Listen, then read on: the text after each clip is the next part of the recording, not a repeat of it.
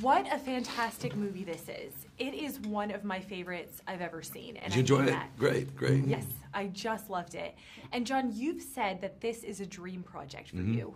Tell me more about that. So, we've had the good fortune with the movies that we've made to come in and make something that some other producer has been working on for many, many years. You know, I think we're very good at just coming in and making something happen.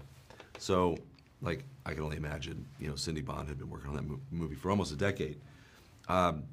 This is the first time that I've been that producer, you know, and I bought the Jesus Revolution Time magazine cover story in 2015, and was awestruck by it. We were researching for another project.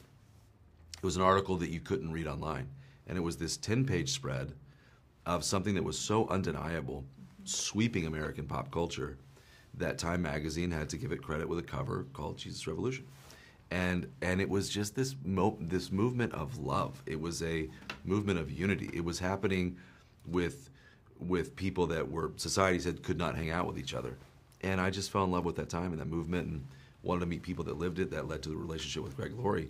And Brent started doing research before I Can Only Imagine, after Woodlawn. And the more I learned, the more I thought, I just really want to get this movie made. And so every movie, I Can Only Imagine, I still believe, American Underdog, has been trying to get the credibility. And I'm grateful to the audience because the films were successful enough that we were able to make a very, very authentic movie for our audience. The fact that Lionsgate let us make a movie called Jesus Revolution is astounding and a miracle. And so, so this has been a passion project for years and years, and I just think it happened at just the right time. And I'm so grateful that we got to make the movie. I'm very proud of the movie. I love this movie. Yeah. It's my favorite experience with an audience I've ever had, to watch the movie with an audience. And I can't wait for people to see it. Well, I want to talk about that because you guys have screened this movie for pastors. My dad's a pastor, so I have a soft spot, you know, for pastors. What kind of response are you seeing from pastors? Because what I love about this movie is it doesn't let pastors off the hook. It's saying this is also a challenge to you. This isn't just inspiring. This is a challenge. Yeah, I mean, you know, early on, that was our goal and our vision, was that pastors would buy in and they would see themselves in the story. And it happened immediately. I mean, we're seeing support at a level that's unprecedented, at least for us in our past films, because the empathy that these characters play just allows that entry point for them to see themselves, to see their brethren and their brothers and sisters, and to see, okay, you know what, there's a solution to how I'm stuck in my church, in my community, and this film is a tool maybe to be able to help our community in a way that I'd never imagined before. And I want to say this too. What Benjamin Franklin said, half the truth can often be a great lie. And for every story that our industry tells of a pastor gone bad, or someone, televangelist, whatever, there's 10,000 pastors doing great work on the ground all across America.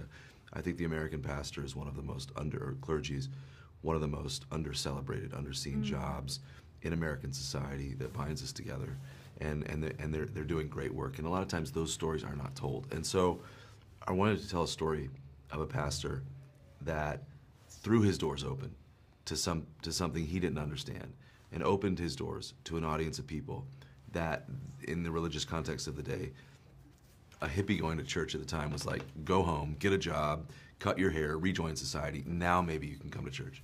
Instead, Chuck just threw his doors open to this group of people. And I think that is a challenge to pastors all across America. So I wanted to celebrate pastors and then also challenge them to, let's see this happen again, and open your doors. Open your doors to people that either are misunderstood or you don't understand. Amazing things can happen when you have the courage to do that. What do you make of the fact that we are seeing revivals on college campuses across the country right now at the same time this movie is coming out? What can we make of this? Well, what's interesting about that, for years we've been working on this story. We almost got it made during COVID. It got shut down. And so I think just there's a divine hand on the timing of the film. And the reason we made it was because, the thing that we've said for years is, if it happened then, it can happen now. Like, if it happened once, it can happen again. And we were wrapping a film in Kentucky, and I live in Nashville, last week. And so we were about 60 miles from Asbury to this huge auditorium where this revival is taking place that happened in 1970 as well. It was a huge part of the Jesus movement. So Beth and I were like, let's just go. And it was like day 3 or something.